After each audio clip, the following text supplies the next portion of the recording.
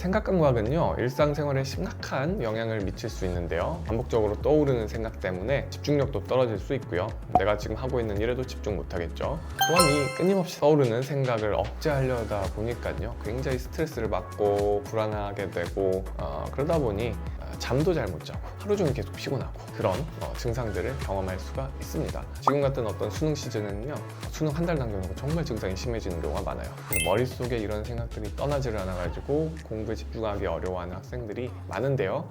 이 계속되는 불안과 생각 때문에 성적이 떨어질 수도 있고 성적이 좋을 수도 있어요. 왜냐면 강박증 때문에 정말 하루 종일 공부에만 계속 집중을 하게 되는 거예요. 그래서 오히려 성적이 높은 분들도 있지만 중요한 거는 대학교 가서는 이게 굉장히 큰 스트레스로 지속이 된다는 거죠.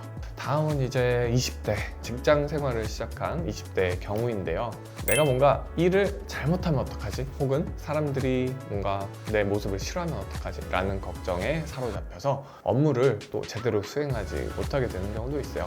이런 생각이 계속 반복되다 보면요, 불안해서 뭘 할 수가 없어요. 업무 능력도 떨어지게 되고 또 대인관계에 대한 어떤 불안감들, 이런 것들을 자주 느끼시게 되는 것 같습니다. 30대, 40대쯤 되게 이제 우리가 가정이 생긴 경우겠죠. 이런 분들은 뭔가 내가 가족 또는 내 아이들을 제대로 뭔가 돌보고 있는 걸까? 혹은 내 강박 증상 때문에 이게 가족들한테도 영향을 끼치게 되는 건 아닐까? 이런 스트레스를 많이 받게 되는 것 같습니다. 일도 해야 되고 육아도 해야 되고 뭔가 집안일도 잘해야 되고 청소도 잘해야 되고 이런 생각들 때문에 가족과 관계에서 긴장감 유발이 되는 거고 또 불안감으로 이어지는 경우가 많습니다. 그리고 마지막으로요, 중년기 이후에는요, 퇴직 이후에 대한 어떤 불안감이 좀 영향을 끼치는 것 같고요. 나의 미래는 어떻게 될까? 퇴직 이후에 어떻게 살아야 될까? 이런 생각들이요, 어떤 우울감과 무기력으로 연결되어서 일상생활의 활력을 잃게 되기도 하고 사회적으로 고립감을 느끼게 될 수도 있습니다. 생각 강박은요, 나이대와 상관없이 일상에 큰 부담과 불안감을 줄 수가 있기 때문에 상황에 맞는 대처법이 필요합니다.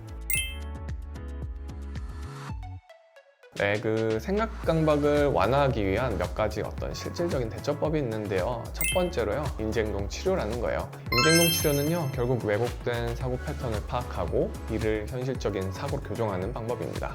강박적인 생각이 우리가 불안을 유발할 때 그 생각을요, 객관적으로 분석하고 대응하는 연습을 통해서 강박을 완화시켜 볼 수가 있고요. 우리가 뭔가 생각을 할 때는 항상 감정적인 부분이 관여를 하게 돼요. 이 감정에 휩쓸리게 되면요, 제대로 된 판단도 어렵고 생각도 뭔가 부정적으로 극단적으로 하게 되거든요. 그래서 그거를 분리시켜 봐야 된다는 거죠.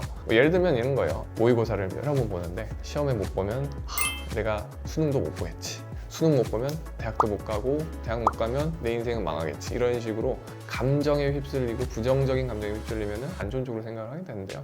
시험을 내가 못 봤구나. 그럼 객관적으로 거기서부터 판단을 해보는 거죠. 공부를 얼마나 했고 얼마나 내가 시간을 쏟았고 그러면 얼만큼 늘리면은 되겠지 라고 생각을 하는 거예요. 그러니까 처음부터 포기도 하지 말고 너무 기대를 갖지도 말고요, 감정을 빼놓고 생각하면은 이런 불안감을 줄일 수 있다는 거죠. 사실 인지행동 치료가 이런 것들을 계속 연습해보는 거고요.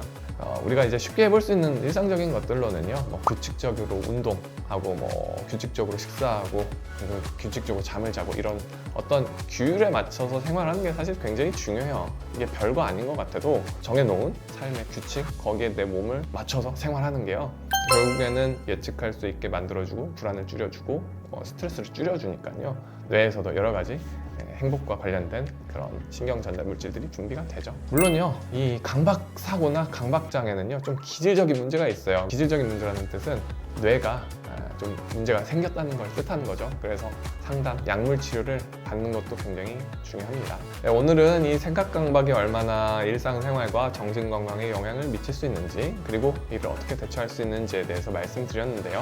너무 이제 강박이 내가 심해서 힘들다면은 주저하지 마시고 꼭 병원에 가서 상담 받으시고 치료를 빠르게 받으시길 권장을 드립니다. 생각 강박은 충분히 관리할 수 있는 문제이기 때문에 너무 혼자 고민하지 마시길 바랍니다. 이상 정신과의사 노승훈이었습니다. 감사합니다.